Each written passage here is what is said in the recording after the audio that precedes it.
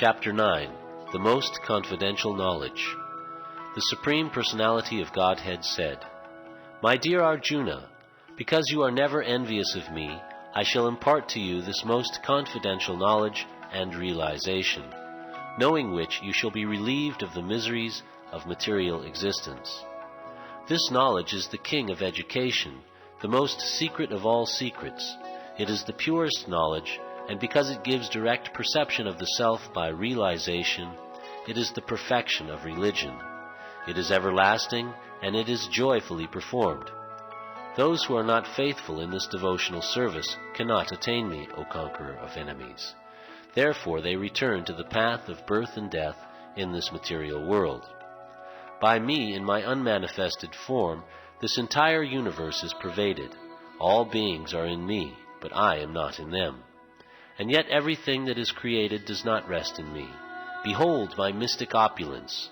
Although I am the maintainer of all living entities, and although I am everywhere, I am not a part of this cosmic manifestation, for myself is the very source of creation.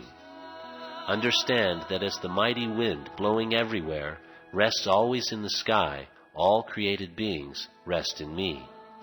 O son of Kunti, at the end of the millennium, all material manifestations enter into my nature, and at the beginning of another millennium, by my potency, I create them again. The whole cosmic order is under me. Under my will it is automatically manifested again and again, and under my will it is annihilated at the end. O Dhananjaya, all this work cannot bind me. I am ever detached from all these material activities, seated as though neutral. This material nature, which is one of my energies, is working under my direction, O son of Kunti, producing all moving and non-moving beings. Under its rule, this manifestation is created and annihilated again and again. Fools deride me when I descend in the human form. They do not know my transcendental nature as the Supreme Lord of all that be. Those who are thus bewildered are attracted by demoniac and atheistic views. In that deluded condition, their hopes for liberation, their fruitive activities, and their culture of knowledge are all defeated. O son of Pritha, those who are not deluded, the great souls, are under the protection of the divine nature. They are fully engaged in devotional service because they know me as the Supreme Personality of Godhead, original and inexhaustible. Always chanting my glories, endeavoring with great determination, bowing down before me, these great souls perpetually worship me with devotion. Others who engage in sacrifice by the cultivation of knowledge worship the Supreme Lord as the one without a second, as diverse in many, and in the universal form. But it is I who am the ritual, I the sacrifice, the offering to the ancestors, the healing herb, the transcendental chant. I am the butter, and the fire, and the offering. I am the father of this universe, the mother, the support, and the grandsire. I am the object of knowledge, the purifier, and the syllable Om. I am also the Rig, the Sama, and the Yajur Vedas. I am the goal, the sustainer, the master, the witness, the abode, the refuge, and the most dear friend. I am the creation and the annihilation, the basis of everything, the resting place, and the eternal seed.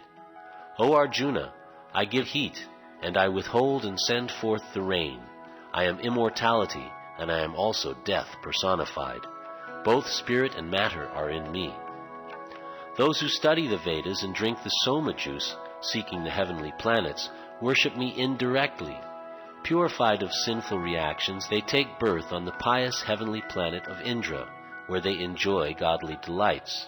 When they have thus enjoyed vast heavenly sense pleasure, and the results of their pious activities are exhausted, they return to this mortal planet again. Thus, those who seek sense enjoyment by adhering to the principles of the three Vedas achieve only repeated birth and death. But those who always worship me with exclusive devotion, meditating on my transcendental form, to them I carry what they lack and preserve what they have. Those who are devotees of other gods and who worship them with faith actually worship only me, O son of Kunti, but they do so in a wrong way. I am the only enjoyer and master of all sacrifices. Therefore, those who do not recognize my true transcendental nature fall down. Those who worship the demigods will take birth among the demigods. Those who worship the ancestors go to the ancestors. Those who worship ghosts and spirits will take birth among such beings, and those who worship me will live with me. If one offers me with love and devotion a leaf, a flower, fruit, or water, I will accept it. Whatever you do, whatever you eat, whatever you offer or give away, and whatever austerities you perform, do that, O son of Kunti, as an offering to me. In this way you will be freed from bondage to work and its auspicious and inauspicious results. With your mind fixed on me in this principle of renunciation, you will be liberated and come to me. I envy no one, nor am I partial to anyone. I am equal to all, but whoever renders service unto me in devotion is a friend, is in me, and I am also a friend to him.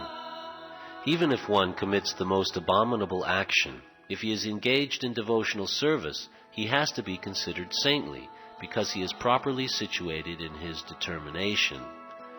He quickly becomes righteous and attains lasting peace. O son of Kunti, declare it boldly that my devotee never perishes. O son of Pritha, those who take shelter in me, though they be of lower birth, women, Vaishyas, merchants, and Sudras, workers, can attain the supreme destination. How much more this is so of the righteous Brahmanas, the devotees, and the saintly kings. Therefore, having come to this temporary miserable world, engage in loving service unto me. Engage your mind always in thinking of me. Become my devotee, offer obeisances to me, and worship me. Being completely absorbed in me, surely you will come to me.